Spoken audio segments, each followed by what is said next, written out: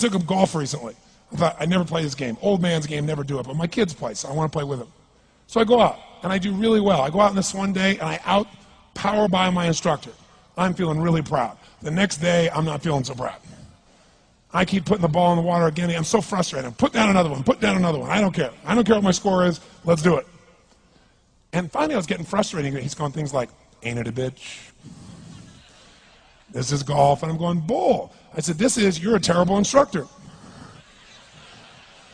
I said, because I should at least be consistent at whatever shitty level I can achieve.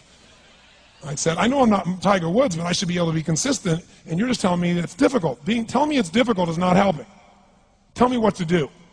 He said, well, actually, you're only a little bit off. I said, could have fooled me. He said, no, you're about a millimeter or two off. I said, you're joking. He said, no, watch this. He said, I didn't teach you this yet.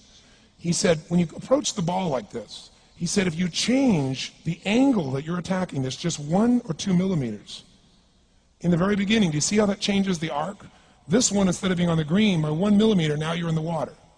1 millimeter over here, you're in the sand. And he said, and also you're hitting the ground by 1 millimeter sometimes. You're not stroking it, just 1 millimeter. I thought, what a great belief system that when all hell's breaking loose and nothing's working, that you're only 1 millimeter off. Because most people think it's impossible, so they give up. Isn't that true? And in real life, it's true. So 2 days later, I'm going to see one of my clients. I do a lot of coaching, and I have a man who's the top plastic surgeon in the world. He's going through some tough times in aspects of his life. But this is a guy that gets paid by Sultan of Brunei $1 million to fly over and do 3 people's faces. He is the #1 plastic surgeon in the world. He can make anyone who's ugly look spectacularly beautiful. He showed me pictures of a woman who's 84 years old. He made her look 40 and gorgeous, no exaggeration. But you know what? I'm waiting for him in his office, and he's still in surgery. So he's got a new book he's creating to teach other surgeons around the world. And I'm going through, and it's got pictures of, you know, the top 100 supposedly most beautiful women in the world's faces. And then men. I wasn't paying attention to that one. I just kept turning the pages, right? But I noticed something. He's got all these measurements. And he has mathematically calculated what it takes to make someone look gorgeous, man or woman. And it's a few millimeters. Interesting.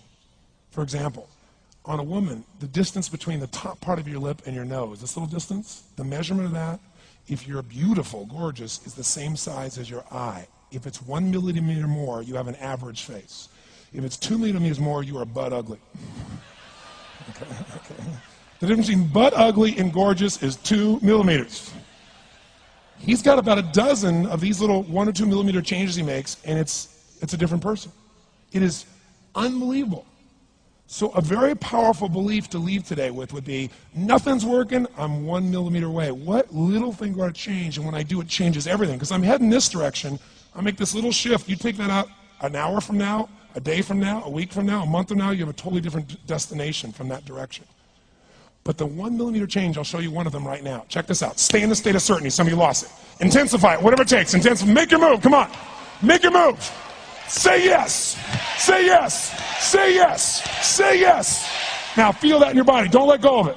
Now watch. Here's the difference between being certain and being uncertain. Did you see that? Certain, uncertain.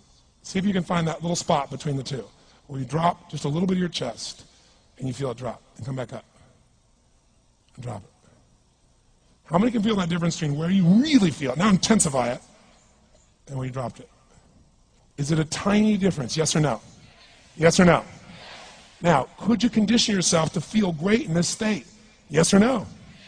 So what I want you to do is give yourself that opportunity. So the way we're going to do is very simple. We're going to go in a peak state. And then we're going to train ourselves. Because guess what? If you're in this state of certainty, and all hell's breaking loose in your life, people can't figure out, you go, move, I'll handle it. People go, he's so lucky, he's so confident. No. Here's what I've created for my life, and anyone I know has succeeded. I'm a 17-year-old kid from Azusa, California, with no real education other than self-education, with no background, with parents that did their best, all of them, with no money, but I did one thing. I loved people, and I had an enormous demand I made upon myself, and I sculpted my mind and my emotions to get me to do whatever it would take to achieve and to contribute. But to do that, I did it by using my body and changing my focus. I did it by putting myself in a peak physiology and using what I call incantations.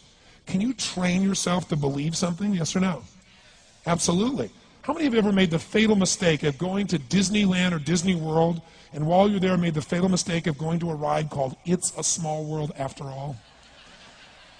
What happens for about a week after you're out of that damn place? You're still singing this thing in your head in 24 languages, right? Well, let me tell you something. How many of you have things when you want to go achieve them and this part of your voice goes, oh, it's not going to happen, or forget it? How many got a voice that sometimes interrupts that good pattern? Say I. And what you want to do is train a new one. So starting when I was 17, I started doing incantations, not affirmations. Affirmation, you go, I'm happy, I'm happy, I'm happy, I'm happy, I'm happy. What's the problem? You haven't changed your what? Your what? Physiology. If you don't change your physiology, you won't get anything. So an incantation is not only you speak it, but you embody what you're saying with all the intensity you can. And you do it with enough repetitions that it sticks in your head. Like It's a Small World, now the conversation in your head is always the same and it gives you what you want. So you use your body and your voice. So 17 years ago, I started doing things. I was working for Jim Rohn, this speaker, and I was 17 years old. I had long hair, minestrone soup, acne on my face. And I was trying to call on Bear Stearns type of people and convince them why they should go to this man's seminar and be more successful. I was driving a 1968 Volkswagen that I had earned at $40 a week as a janitor. The only way I did it was park far from the building and then go in, and I love people and I believe, but I put myself in state and I was able to influence people that were far more successful than I was at the time. I would do something that I still do backstage and have done for 23 years because I don't hope I'm going to be in a good state, I demand it. So I do an incantation using my whole body. I'd say, I now command my subconscious mind to direct me in helping as many people as possible alive today to better their lives by giving me the strength, the emotion, the persuasion, the humor, the brevity, whatever it takes to show these people and get these people to change their lives now. And I would do that literally driving in my Volkswagen to a meeting in LA on the freeway for 40 minutes. People are looking at me, I'm screaming at the top of my lungs. They're going, I know he's a serial killer, I know he is. But by the time I entered that room, when two people meet, if there's rapport, the person who's most certain will always influence the other person. And I was totally certain, and they were trying to get revved up to certainty. Do you agree with this, yes or no? I do another one because I was poor. I changed my mindset. I kept doing things, but I never got beyond it. I'd say God's wealth is circulating in my life. His wealth flows to me in avalanches of abundance. All my needs, desires, and goals are met instantaneously by infinite intelligence, for I'm one with God and God is everything. And I would imagine the abundance of my life, and I would feel so grateful. And a year later, I went from making $38,000 a year to making $1 million a year in 1 year. Because successful people do what failures won't. You follow me on this? You know?